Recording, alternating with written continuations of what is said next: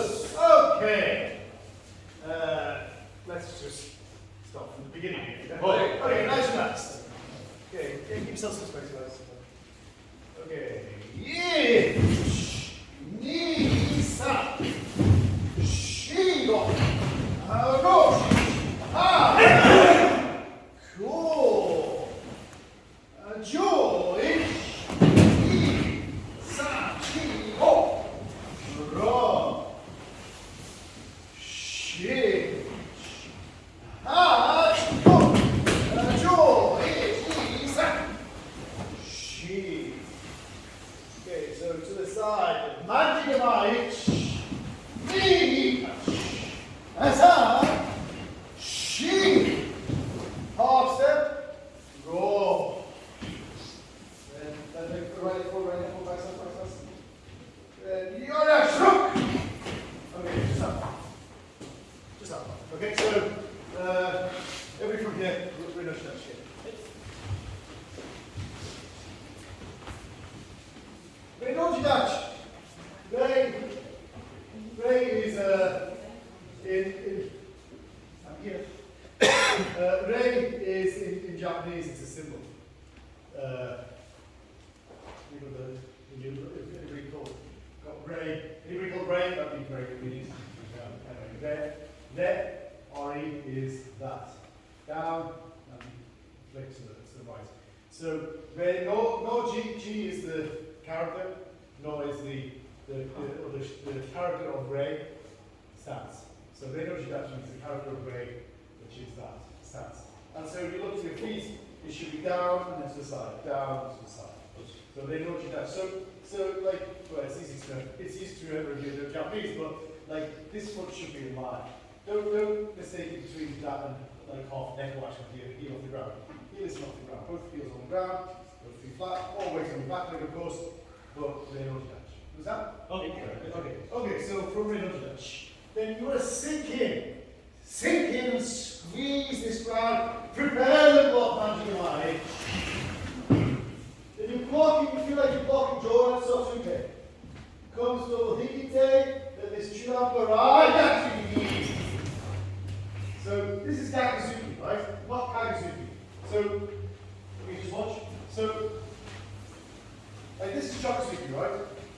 The moment I rotate slightly to one side, it becomes Gakuzuki. Okay?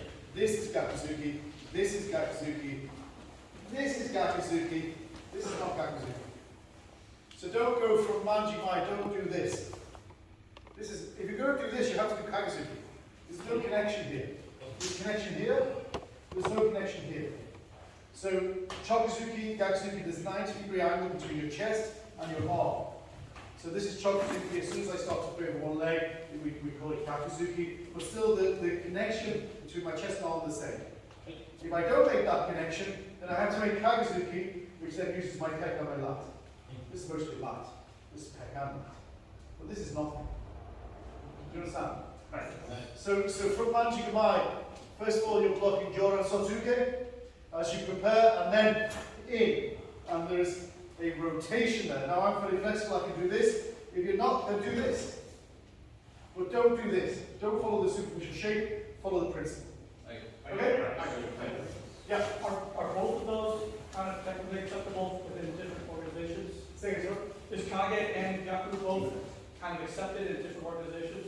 Or I see people do Kaguzuki as a mistake. Okay.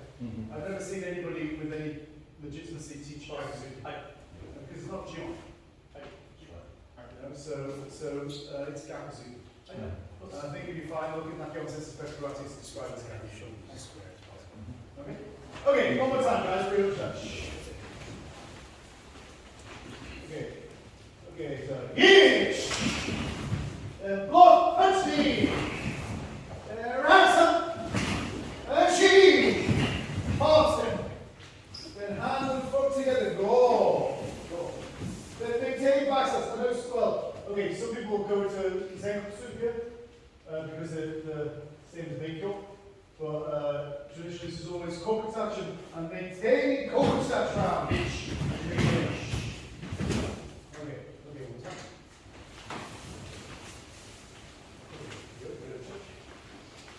Okay, and you my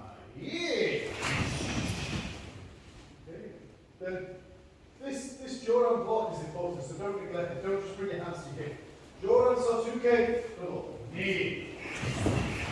Okay, so then from kibach is hip rotation sound. Okay, then block, punch. Okay, so this should be flowing. Okay, you want to be kibach, you're going to bring your foot halfway and then flowing in. Goyash round knee. Okay. What's that? Okay, just coming, guys. So,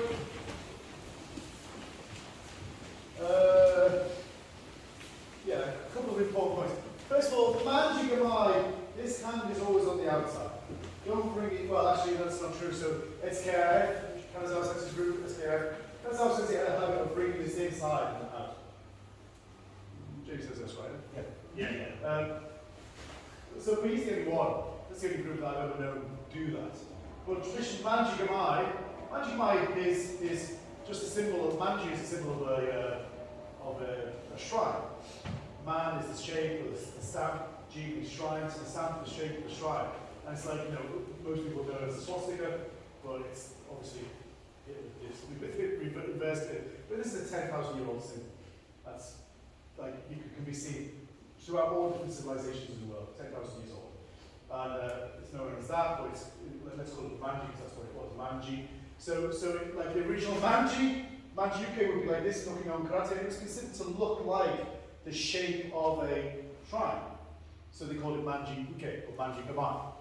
And it was always block, strike, or maybe block, trap, control. But it was always, this was the block, this was another block or a control, so this one was always outside, never inside. Kanazawa Sensei does it inside for reasons that are now lost in time, but that's the way it was. Yeah. Can I go down? Come in up front. Second foot. Or hand go down? Yeah, I mean, you can Strike and pull. pull the groin. Leg. Pull the groin and Leg, then whatever go you in. mean is. Throw, leg, or whatever. Yeah. Yeah, for sure you could, but like I would argue, even if you kind of like someone's attacking Jordan, like traditionally this was this way, now it's this way, right? But traditionally this way, Nagashi uke stop. Even if you're using this as a scooping throw, it still comes slightly outside, it doesn't come inside. Now if you're chopping and then pulling this way, yeah, okay, but then you pull here. Like, so you can justify it, and I'm sure Kanazawa Sensei had a justification for why he did it this way, and maybe it was because he was grabbing and pulling, even though he was finishing up here. It just seems like some conflict might be in it, someone hang on. Like, this is different in each one. But I don't know if that's just kind of like a style thing. Sometimes they go in, sometimes they go out, or overall the concept of the actual thing should usually be out, like you're saying, you come out anyways for a throw. Yeah, so what I would say is that you practice it in a way that has the most possibilities. Okay. If you go down one specific possibility, then, so for example, I can easily do it the way that Kanazawa Sensei would teach it. Okay? I know an awful lot of people who are in the HDKI who can't do it the way I do it. So if you go down like a myopic point of view of it has this meaning in this application for this technique, then you'll only ever be able to do that. Whereas if you practice the generic form, the general form, then it gives you possibilities. Oh, maybe I'm going to make it do this way, I'm going to do it that way, I'm going to slightly adjust it, change it. And so this sense of opening your chest and this coming around, then it's no different from being here, it can be a trap, it can be lots of different things, and you have those possibilities in your mind, rather than this, and grabbing and pulling and breaking. It just becomes that only. You know what I mean? Now, obviously there's a danger that if you only practice one application of this, then it becomes only that as well. But you have to hold on to the greatest amount of possibilities whenever you do a technique. That's why I wonder if you, you're such a knowledge of the kata, you've seen the kata where maybe in it makes more sense than out, depending on what the kata is trying to teach. Well, and in that way, there's more variables. Yeah. We should be teaching mostly the cues. Yeah, I mean, it depends what you bring into the training at the time. like, what is the kata trying to teach? I don't know. The kata's not trying to teach anything. The kata's just a vehicle for you to explore stuff. So you know, it's like physical poetry. And if you read a poem, then one day you read it and it's all about love and romance, and the next day you read it and it's about loss and being abandoned. It depends what you take to that practice, that reading of the poem. That means everything. So, like when I say, okay, maybe I'm thinking about pulling, that's because I'm thinking about that, not that kata's trying to teach me that. But as long as you hold on the basic practice of the form holds all amounts of possibility, then it allows you then to have personal interpretation day by day, moment by moment. You know what I mean? Okay? Yeah. Sorry. Is that something you do after a certain point of training, or should, if we're instructing students, should we be starting to tell them, hey, just do it like this until further notice, or start to think about what it means to you? Where does that? Yeah, I think instructors worry about that too much. I think, like, generally speaking, like even like today, we've got low grades to high grades.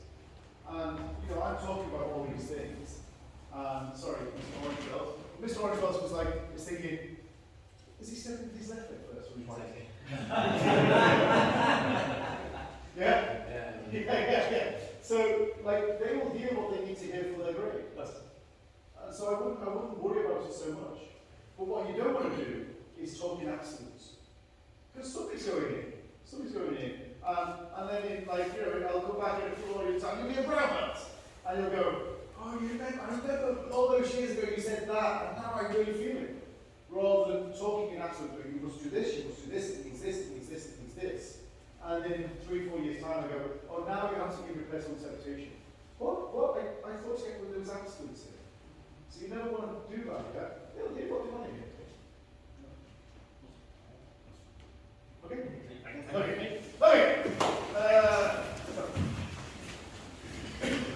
Okay, let's go from here.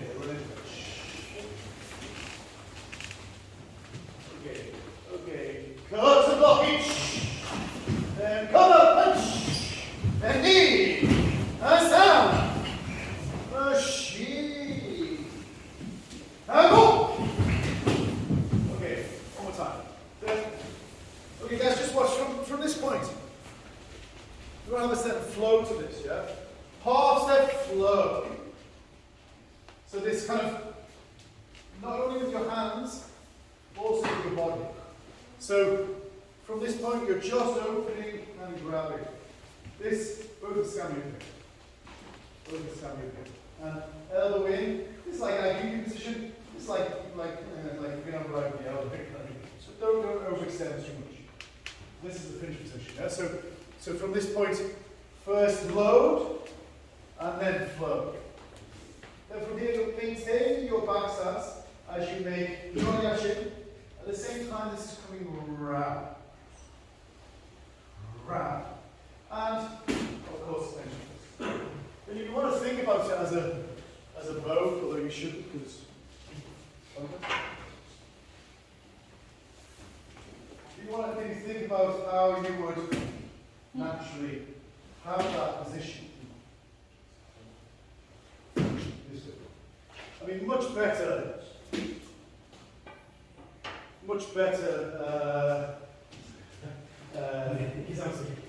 So this feeling. So I am blocking and pushing on. So much better that feeling, because if someone attacks you with a bow, the last thing you want to do is this. You know what I mean? That's ridiculous.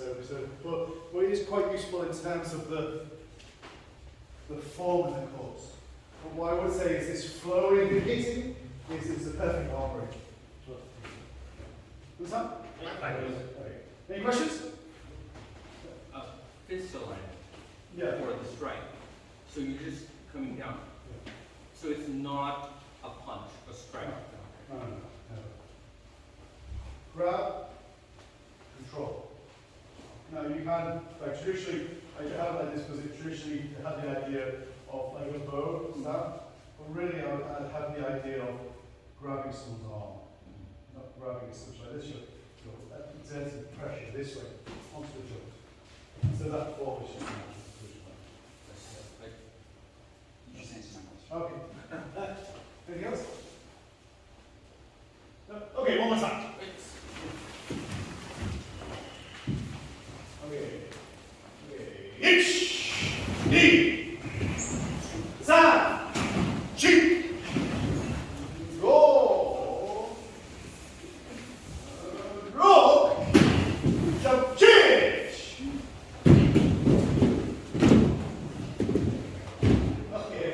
Okay, down there. Sure.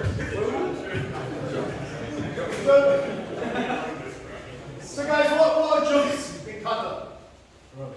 Throws. So always think about how you are trying to lift someone else's body mass. How do we practice that? By lifting our own body mass. So from this point, you're going in. Have this sense of you are, the exert is here because that's where you'll be throwing.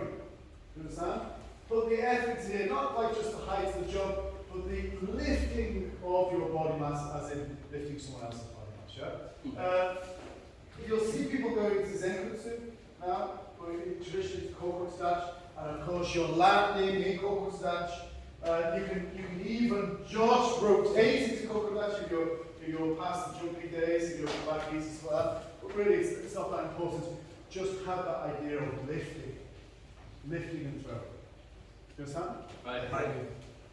Any questions about that? Because the next bit is a little more interesting. Yeah.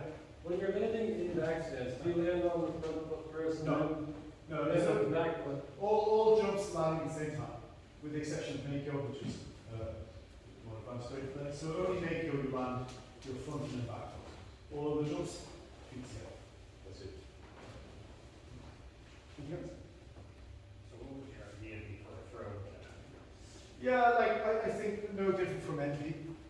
I mean, like your I'm not going to fill myself up.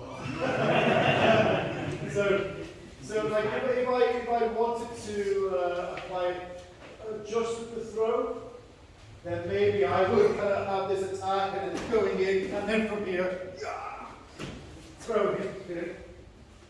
No, I'm trying to see what's going on. Yeah. But you don't get over here. So I like hit, and then from here throw. Yeah, if I wanted to apply it within the sequence of this, hit, control, hit, maybe dig it in, and then throw in. I mean, I think the MP throw is much more conducive to this, right? Like MP, always you can't say you're hitting, and then you're grabbing, and then throwing from this point. Actually, this is almost like it's going right in. Yeah. So, we both, I think MP is more clear in terms of the application. But ultimately it's the same thing, right? Okay, from the beginning. Right. Okay. Ich, die, san, chigo, rosic, ha, yo, ich, die, sa, chi, go.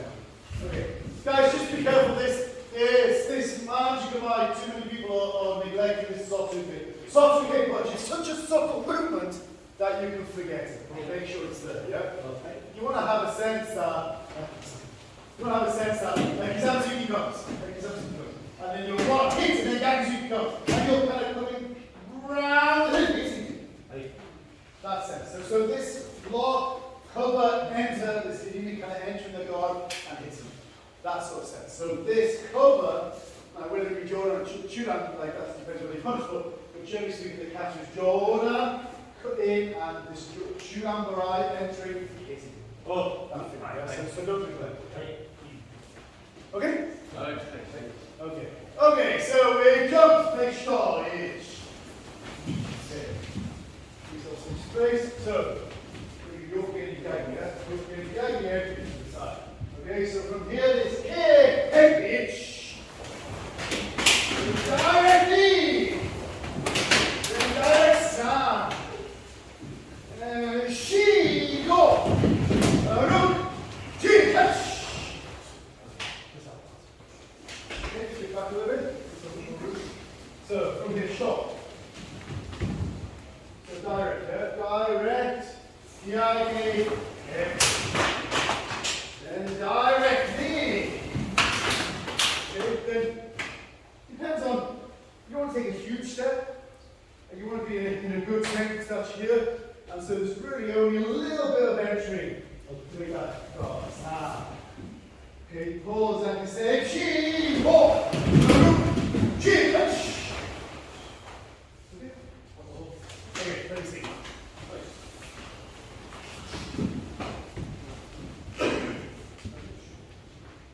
Give yourself some space, guys. Okay. Yeah, she, sa, she, roll. Good second, two. Keep square. She, touch, go, joint. Okay, so,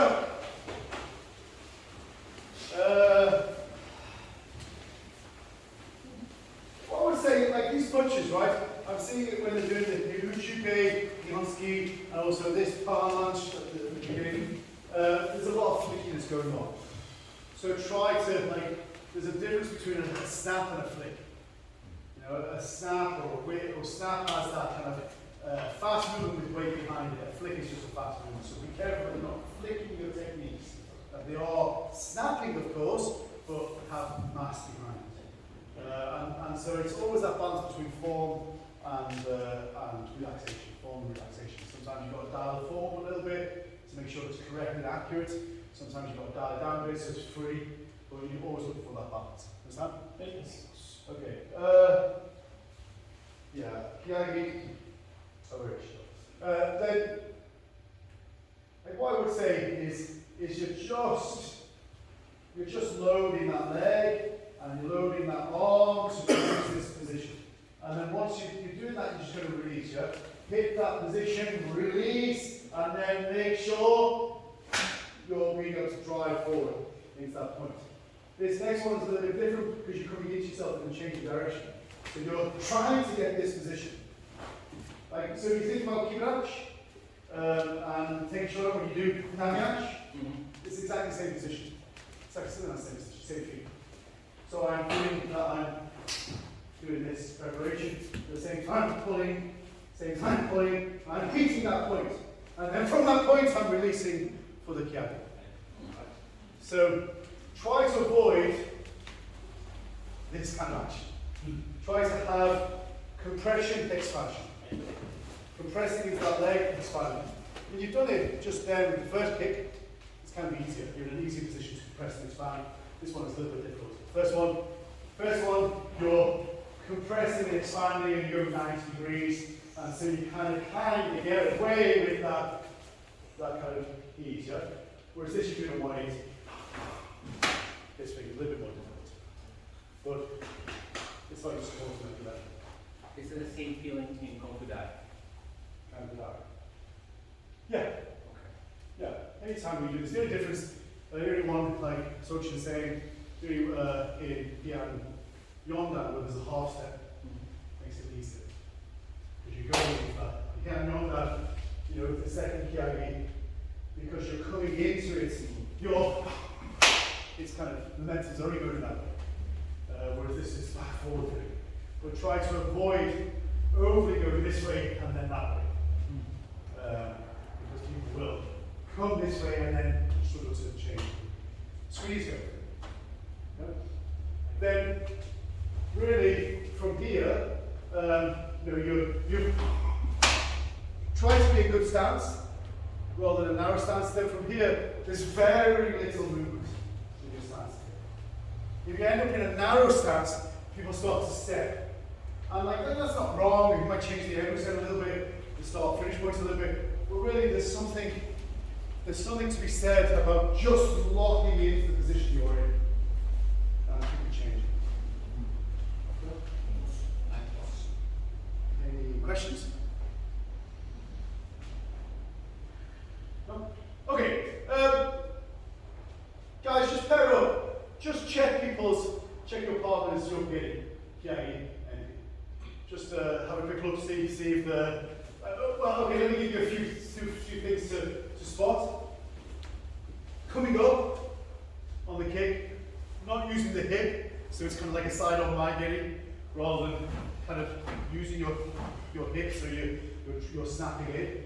Other people, like the not using the Uraken, this has to be equal, so you're equally sending in this Uraken. Make sure that Uraken leads directly to MP. Make sure that this is not this, you're not doing a forearm smash, you're actually doing it more gently. So there's a gap. This, if you just did MP, it would look like this. Just because you put your arm in front of it, doesn't mean that it changes target. You don't do this and then meet like this. Okay? And lastly, when you do kick, after the kick, it's really that back leg that's driving it. To create that leg. What's that? Okay, try those please. Pair up, give me.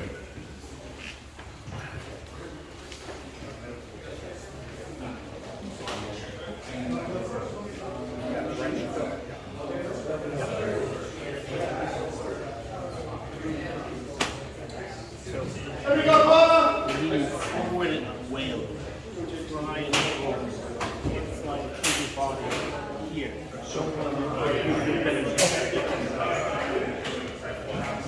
I understood what you were saying, but I wanted to see. I come here.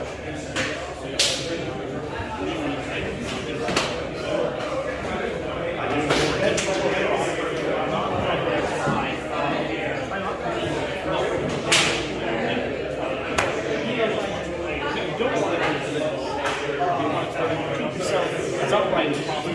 Let's see.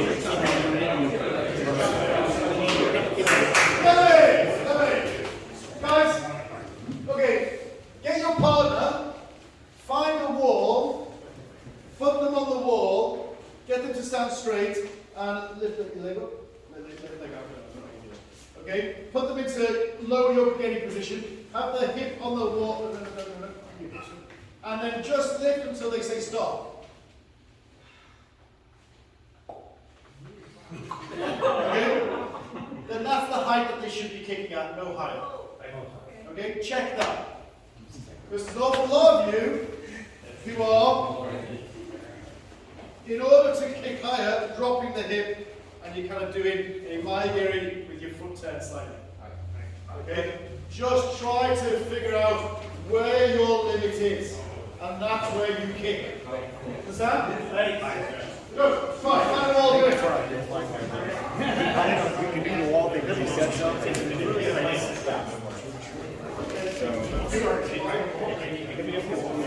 Very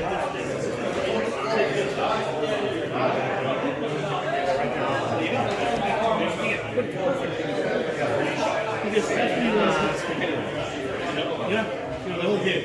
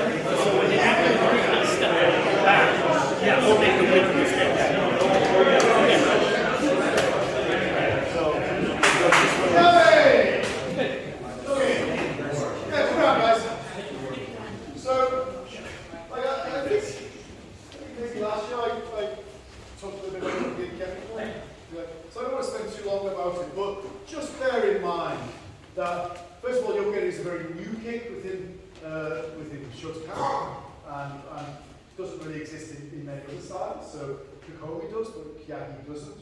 And it's obviously not from Okinawan kata karate. It's not from Chinese karate, Chinese kung fu. It's probably from possibly even French shirai. So don't overthink what this should be. Also, don't try to kick like the physical outliers that teach you. So the vast majority of professional karate instructors, me included, are physical outliers. I have kind of a very high range of side movement. I have very flexible ankles, I have very flexible hips, I have a kind of abundance of twitch muscle. Like, I am not something to kind of try to copy. My technique is not something to try to copy. That's why I try to teach the principles rather than kind of like, oh, do this, do this, do this. Because, I have certain natural ability that most people, I'm an outlier in some aspects, right? And certainly my hip flexibility, 7% of the time is. But people try to emulate. I think with people like Kagawa Sensei, my instructor, Kagawa Sensei, unbelievable hip flexibility to the side. Whereas people kind of will hit bone on bone by the time they get to tuna. Whereas, I don't stop, it just keeps on going. So be very careful with that. Also, kicking anything above the waist, generally speaking, in a functional level, is probably a waste of time. Chances of kind of landing a kick to the head is unusual. Certainly kicking low, the knee, groin, stomach, far more functional. So you don't need it anyway. Generally speaking, there's no Jora kicks in karate, kata, should I say. Occasionally people will teach Nina as a Jora Maigeri. Certainly Maigeri is the easiest one to kick above the head, kick above the waist, in terms of that flexibility. Most people have that, but certainly nothing else. So be careful of that. And the last thing I would say is the functionality of this. The idea of kicking yoke, kyagi, and yurakan at the same time, like there's no functional, there's no practical application to it. And of course, in traditional kata, it didn't exist. So this was always kind of blocking, grabbing. This yurakan was actually a wrist lock, and you're kicking maigeri before you hit. So block, and you see this a lot in kata, traditional Okinawan kata. We turn that into yoke. So, think about it. So when you punch comes and you're just grabbing, putting your weight on it, opening, kicking. Thanks very much. That's all it is. Nothing special. Don't think about it in any other way. Now that's been morphed to what we do now, but I would never try to practically apply it. Okay? Any questions? All good? Okay. Okay, so let's go from here.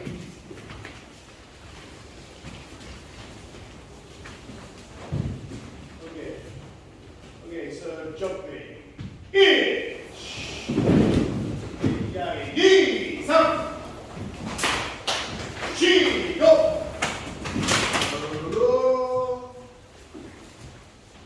Shi, touch.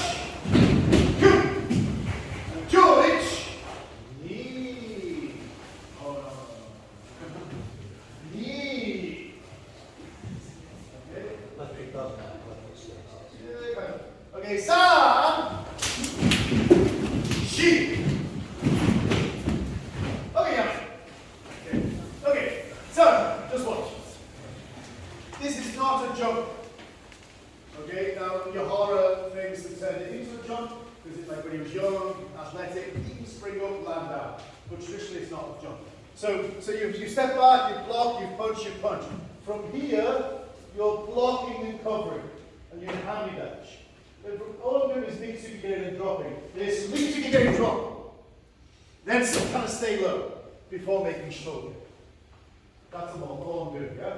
So, from this point, try to cover and block in Haishin.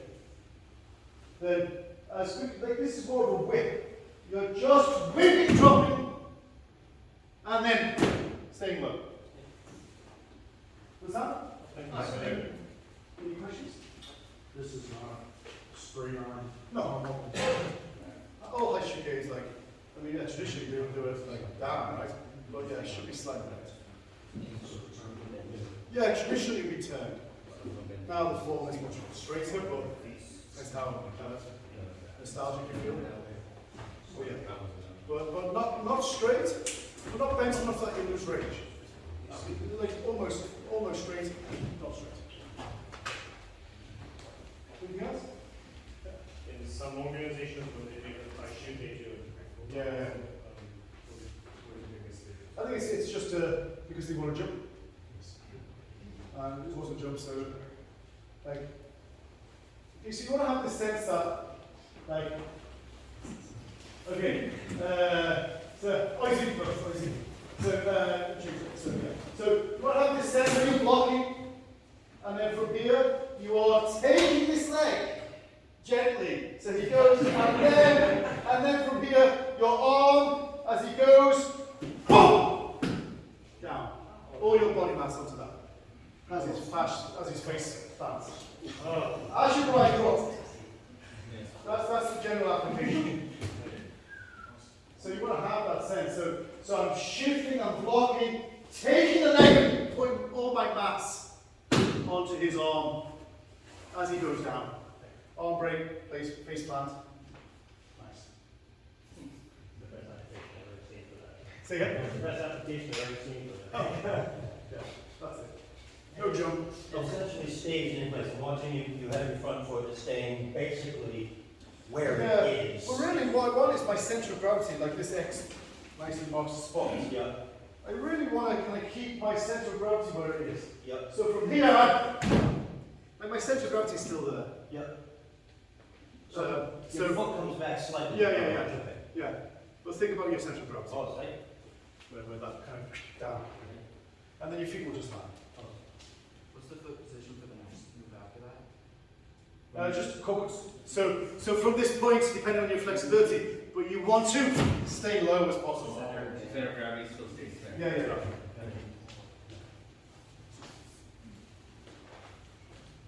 Okay? Okay, so try pair up. You can just practice the technique. If you want to try nicely to practice the application, you can do that as well. But try keep the center of gravity where it is. But really, your spin drop up. Spin drop up. But not too much up. And the last thing you want to do, okay, one time. The last thing you want to do is go up, down, up, down. You want to go down, up. So from here, I'm staying my same height, and I'm going down. Then from this up, and then normal stance. What you don't want to do is go up, down, up, down. Oh. You know what I mean? Okay? Try it! Give it a go.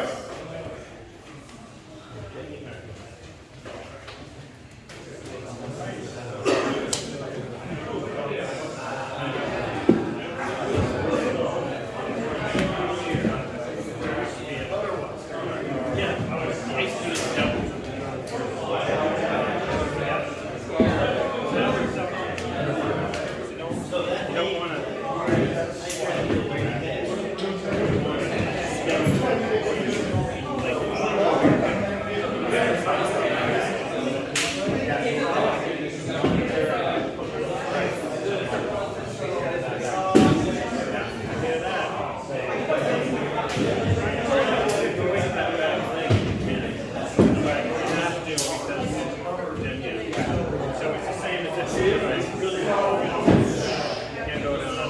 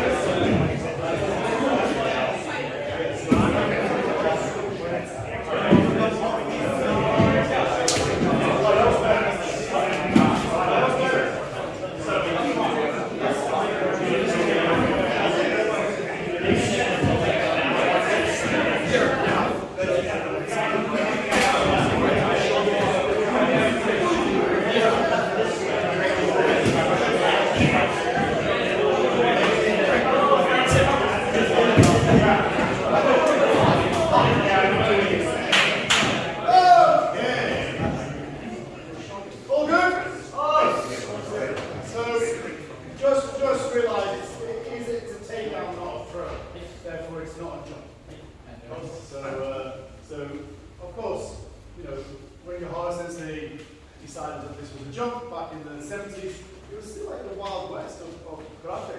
Things were just being changed left, right, and centre. You know, like 10 years before that, like 64, 65, something like that, Asai Sensei, you know, Niju Shiho was always Nami Kakuzuki. And he told me. And I asked him once, I said, Sensei, why did you do that? And he said, well, you know, it was the 1960s, and, you know, he said, I was at the Kanto was the Tokyo area, all Tokyo area kata finals, and I was young, and Michio was my favorite kata, and I was really good at Yokogeni, so I did it. Like, really? Like, yeah. I said, but why? He said, well, it was really cool. I'm like, Kakoya sho. Kakoya Kato is shape and he is good, so he had a good shape, it was cool. Kakoya sho. It was cool. I mean, that's it. Yeah. And since then, everyone does it. Yeah. Okay. No thought about application. No thought about heritage. No thought about he was good at Yokogeni from that position, but how many other people could do it successfully? You know, just did it. I'd be like, oh yeah, so brilliant, great, let's do that from now on.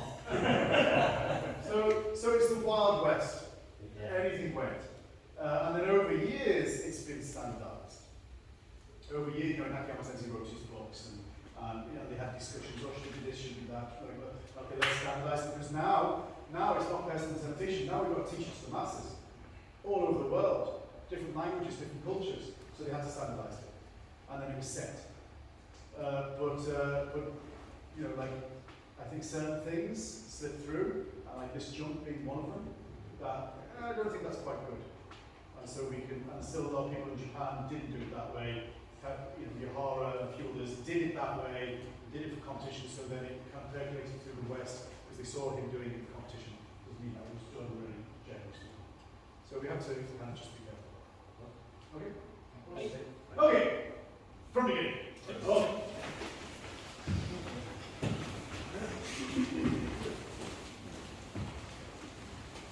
Okay, Yuri. Okay. 1、2、3、4、5、6、7、8、9、上、1、2、3、4、5、6、7、8、9、10、1、3、5、6、7、8、9、1、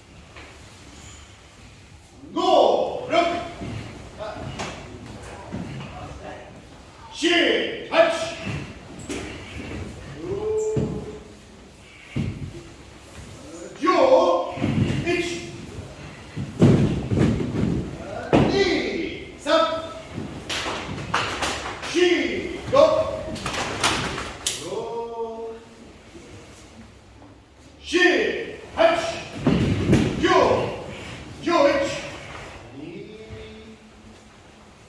7、8、9、11、3、4、5、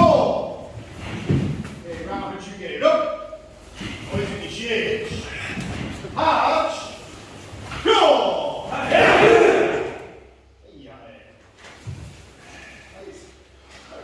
That's it. Last part, which you can get Oizumi. Guys, what I would say, a couple of things. Again, be careful of those flicky punches. There's quite a lot of flicky punches going on. Also, like, I know we're talking about this relaxation, but we're relaxing into form still.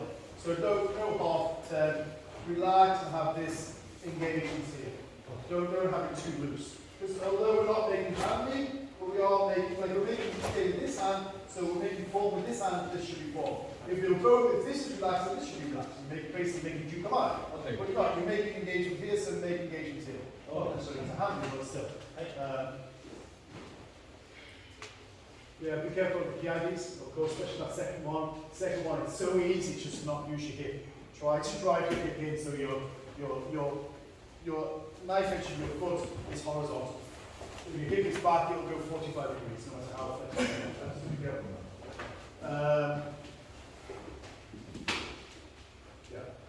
Try not to bounce, land for the second. Down, cut. And then this one, like depending on how low you go, but this is slightly forward, yeah? Not on the feet, slightly forward. So how this sets up the drop. The next one is on shoulder. Of course, this last movement, then, yeah, a couple of things. Oh, this is just basically choose Oizuki, but like really try to have that hip driving into handing. So from here, you are whipping this into handing. Don't allow the hand to pull your hip round. You're driving your hip into that position. And then, one other thing I'd say about Oizuki, try to avoid this. Don't drive forward, step, wiggle your hip and then punch. I mean, that wiggle your hip, maybe you think you're creating power. You already have a load of power. Like from Uchuke to Oizuki, all your body mass is moving forward. So you can just maintain shoulder. From this handing position, shoulder right the way through. No need to wiggle. So just drive your fast forward. Okay? It's that leg drive, that hand extension with your body mass behind it. That's all. Okay? Any questions? Yeah. I have a why question. Yeah.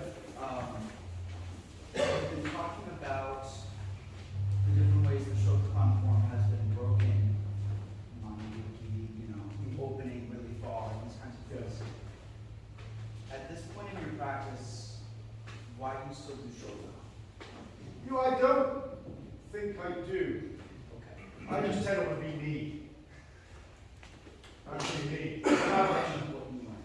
Say again? It's just a progression of what you learn. Yeah, so Shotokan is the language I use to convey the ideas I have.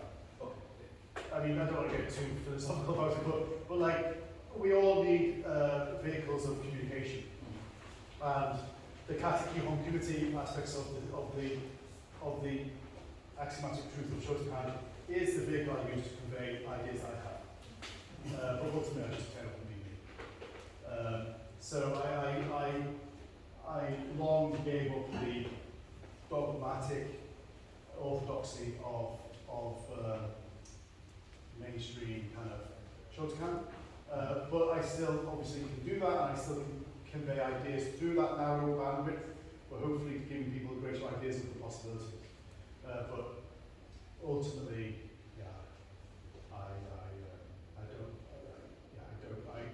at some point, you learn karate to become a karateka. You learn martial arts to become a martial artist. I hope long ago did I ever stop learning karate, and I just became a karateka and a martial artist. And yeah, so I don't think I do Shotokan. I don't think I do karate. I barely think I do martial arts. I just me. That's it. Well, I have to use language to convey those ideas. That's just. Thank you. Anything else? Can you plug your book? I have. The one that you do, sustainable growth. Get that. I don't know what you're out here. Sorry, so say it. Well, I have 5 books. If you want to, okay. I'm an American. I can do anything. It's like, I'm really sorry, but I wrote a few books. I wrote a question quite clever about my journey. But yeah, Sustainable Pratica, which was an article that I was writing during lockdown. That it was writing so much. I was like, oh, this is a book. I just kept on writing. It's quite a nice book, the other book. And then Shuhari, Part 1, Part 2, the kind of collections of essays. And they're really nice. They're essays that I've already put out there, and a few essays that I never published on social media. But all the profits go to cancer research for them. So they're quite nice, and there are a whole lot of ideas I've had over the last 20, 30 years. But it answered his question. Yeah. It really did. Yeah. Okay. Okay. Change partner. Something different. Okay, once you've got partner, one person's going to stand in the middle, one person's going to stand off the dojo. Just make sure you can see your partner. You can stand anywhere, just make sure you can see your partner. One person on, one person off. Person who's on, facing shoulder.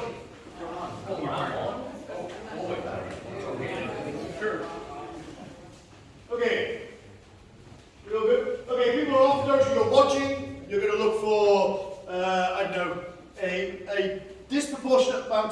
points and bad points. So 3 good points, 2 bad points, 5 good points, 3 bad points, whatever. Give them some positive feedback, give them some negative. Okay, say, come shot. Okay, speed power by that.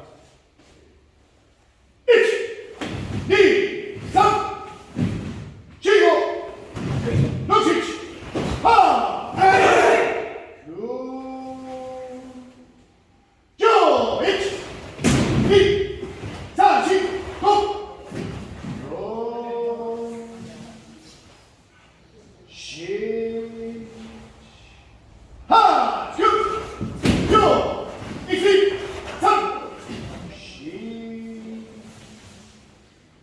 4,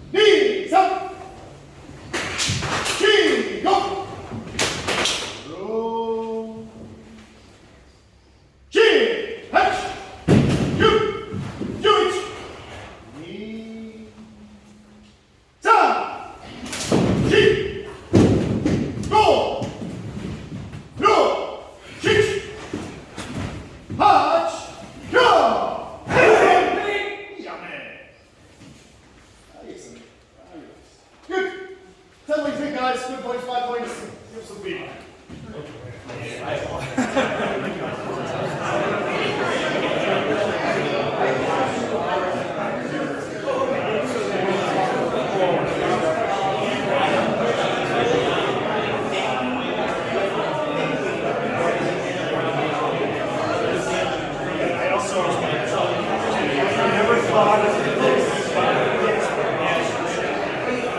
9,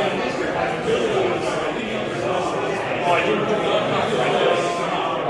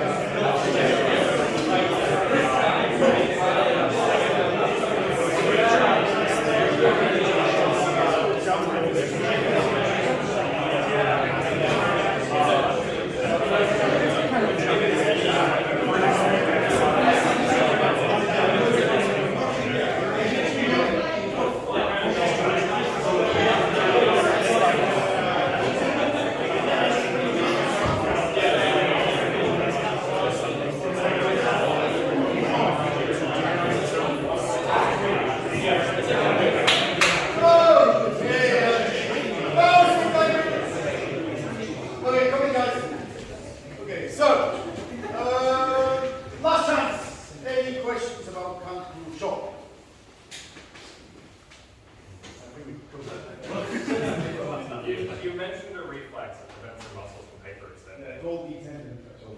So is that what you're depending on when you do these to just pull your arm back? Yeah. So you're kind of pushing against that and not letting it. It'll happen naturally. Every time you throw a ball, every time you kick a leg out, every time you go, I don't know, then it's just your body naturally stopping you from hyperextending. I need, have someone who's like double jointed, if that's the right word, right now. Yeah. Then going to that makes it where they feel that snap back, it ends the other way. How do you train someone like that? Well, Concept's not. so even if you're double jointed, it still should exist. Like you can't train it. This is a subconscious. Is that right? Yeah, it is. So it kind of doesn't go to the brain, it goes to the spinal column. It fires automatically. So when you, I think what it is people will be able to explain better, but like you will get signals of your maximum extension of your limb, and it will automatically respond that you fire up the protagonist muscle or antagonist muscle to stop you hyperextending. So it's an automatic thing. However, presuming you're double jointed, that range might be longer, bigger, but still it will fire. So, Yeah, if you're working with someone like a Q-rank white belt who is hyperflexible, yeah. do we just, instead of like asking them to hold the form there, do we ask them to just relax? Is that healthier for the Because form? we do martial art, so the martial is really important, but the art is really important as well. So the form of it is just as important, because once you go past a certain stage in your life where the martial self-defense, practicality, functionality of it is less important, then if you've never focused on any artistic expression of it, then you've got nowhere to go, you've got nothing to work with. So for sure, I would argue that you want to make sure that the form is as important as the function. And so if you're constantly saying, oh, just relax, you're going to hyperextend, just relax. Well, why are they any more or less likely to hyperextend than a normal person? So I think the form is important. Is there any risk, would there be more risk of them impacting when it is at full extension for them as they would bend more than the other? To use that extra mobility, that's. Yeah, possibly, but what I would say is that I think it's risky for anybody to make impact on full extension. Like you know, you have the impact phase of your technique, so if you think about just punching from here to here, it's useless, it's not a punch. From here we call this urazuki, so if you go to punch, tapping and seiken, so really it's from this point to this point is where you want to make impact.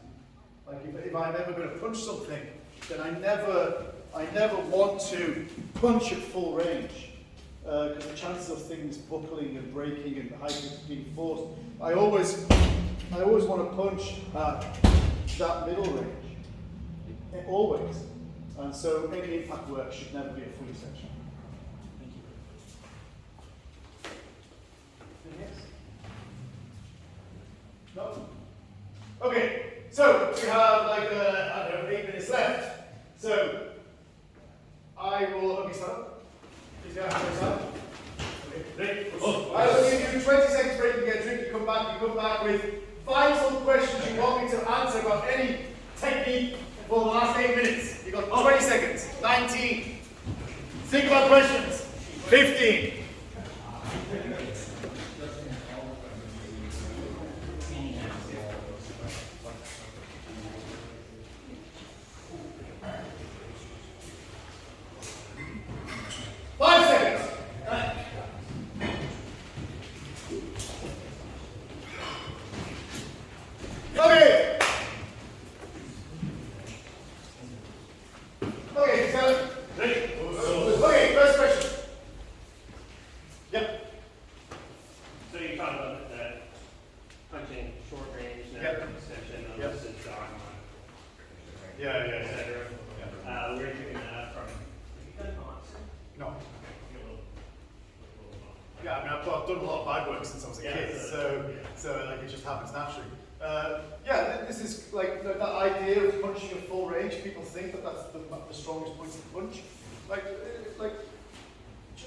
look at a boxing match. Look at someone getting knocked out. And no one is getting knocked out at full extension. Like, only Mike Tyson could knock people out with his jab. You know what I mean? And his jab, you know, he'd be like full body in, yeah? Most people, it's like that hook punch, or uppercut, wherever it is, but it's at that strongest point. Like, so whenever you bend your muscle, say my bicep is bending, then at the beginning of the contraction, it's quite weak. At the end of the contraction, it's quite weak. If you wanted to hold something heavy, you'd hold it like this, right? That's that middle contraction, that's the strongest point. So it's about creating connection at the strongest point of the muscle, if optimally. And so I don't want anything to be a full extension. I want to be everything that middle range.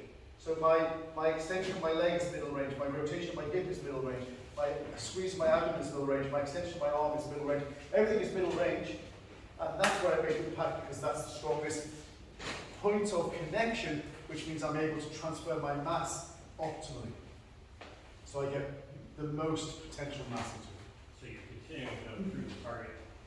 That's the impact point, but then continuation to finish the hit. No, mass is transferred instantly.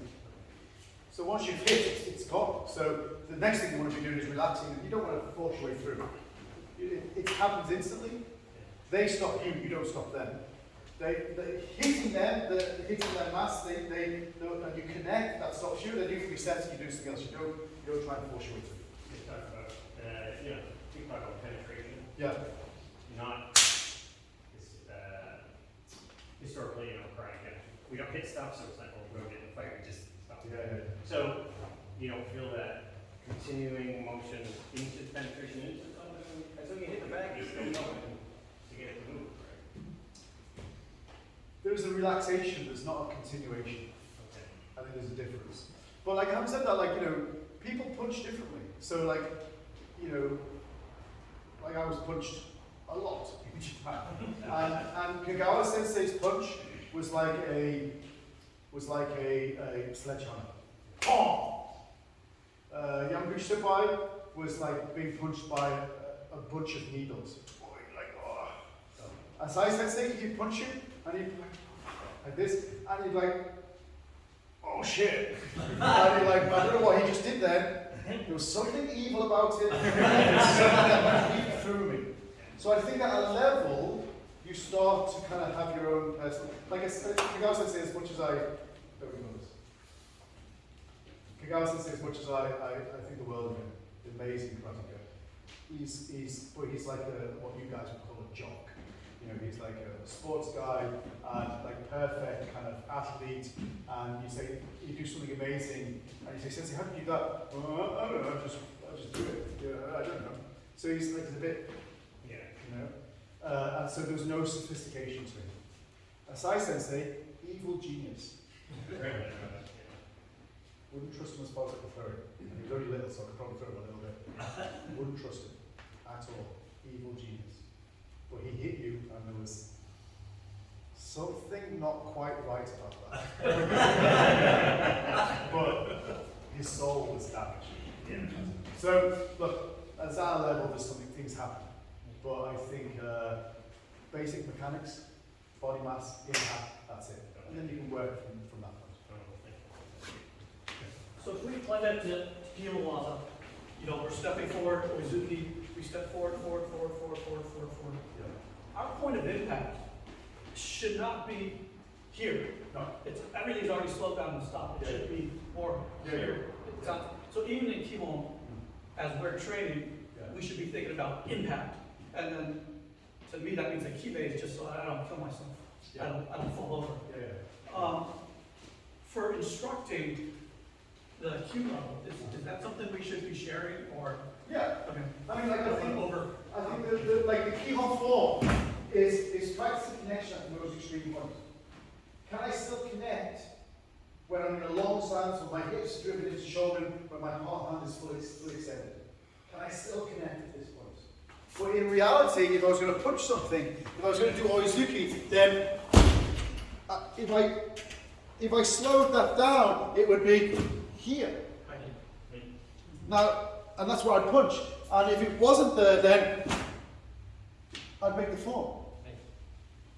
it's just a logical conclusion of the middle impact phase that you're doing. Let me just say, you know, if you hit your mind hitting, you're not kicking there, you know, you're kicking here. And then without a target, you just follow it. Yep. Keeping on that theme, I'll stand up. A whole human sparring situation. Yeah. Finished scoring position Uh-huh. is touch, is an inch away, is actually where the impact would be, but you pull it. As far as if you're judging, where do you see the I'm being good and not hitting that person because we play nice, but I'm still trying to show like this. I'm this far away. Yeah.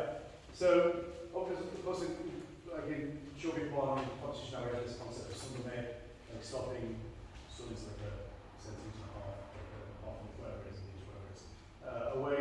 But like, of course, you're not gonna score if you're at full extension and you're still half an inch away. Well, you shouldn't. That's not to say it doesn't happen, but you shouldn't really. You want to be able to score and control that punch without having reached full extension. Ideally. Now that's not to say that it doesn't score. Of course it does. It's good timing and you know, of course.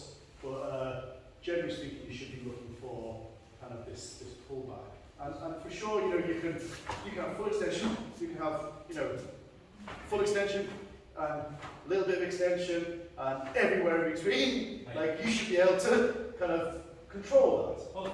And so the answer this is about that, pen control, you know, So yeah, you shouldn't be awarding someone who has, even though they've kind of had full extension, full snap, but if they're still that little bit too far away and they've reached full extension and snap and ha, you know, not my progress.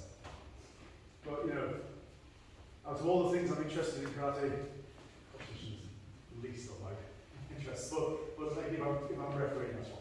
Yeah, I'm just looking for that sort of where is that sweet spot, and it is not full extension. You want to have it where it would be ba-bum, but you're holding that back. Well, I would say though, if you're playing a game of competition, Yep. the vast majority of people will score it. Yep. And if you're going in and you're doing this, Yep. A, people might not score it, B, if you make a mistake, you might knock them out. So it's much safer to try to hit a full extension. So that's the way it's gone. Right. But, Well, thank you. last question. Last chance for a question. Go. How do you incorporate karate training in everyday life? Because in everyday Nice quick question. yes, it's relaxed and you can handle like do some people will walk out and play basketball in the air. How do we do this karate? Yeah. I think, you know, like, I know that's a very short question with a very, very long answer. So I'll give a few short answers for anybody playing this. I think karate per se, generally speaking, makes the rest of life easy. Karate is forced austerity. So, you know, every week I go to a sauna and ice plunge roll, 4 degrees, which is, I don't know if that's in Fahrenheit, very, very cold. And I'll do that every week. I hate it. It's horrible. But it makes me physically able to keep on training at the level I train. It's kind of forced austerity. I force myself through very, very stringent things. I do fasting and but I do loads of things that will keep me physically able to do stuff. And then the rest of life seems really easy in comparison. So how do I use karate in daylight? I don't. But karate training is a really good comparison. So, you know, I have an argument with my partner. It's just an argument. No one's trying to push me in the head. I don't have to sit in a plunge pool for 5 minutes, freeze my backside off. It's just an argument. Okay, it's fine. So, short answer, karate makes the rest of life easy. That's it. Also, physicality. You know, you never, if you stop, if you don't use it, you'll lose it. So, you know, the fact that you can have something that you can do until the day you die is a gift that will always keep on rewarding you. And like a couple of weeks ago, I went to England and met like 5 of my university friends. We all graduated together, all the same age, and they're all old. They're all so old. And I'm the oldest. Like I'm 53 next month, like, and they're all 51, 52. I'm a little bit older than them. It's like to be gappy and that, but like so I'm the oldest of the group, and they're all much older than me. And they're like, oh, should we go to bed? It's 9:30. Come on, let's go. I'm like, what? So yeah, keeps you young. Keeps you mentally young, physically young. Okay, straight lines.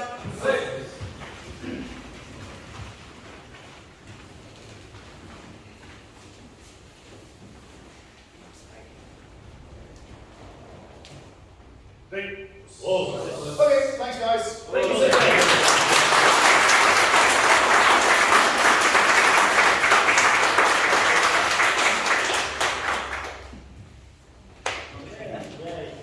Group pictures?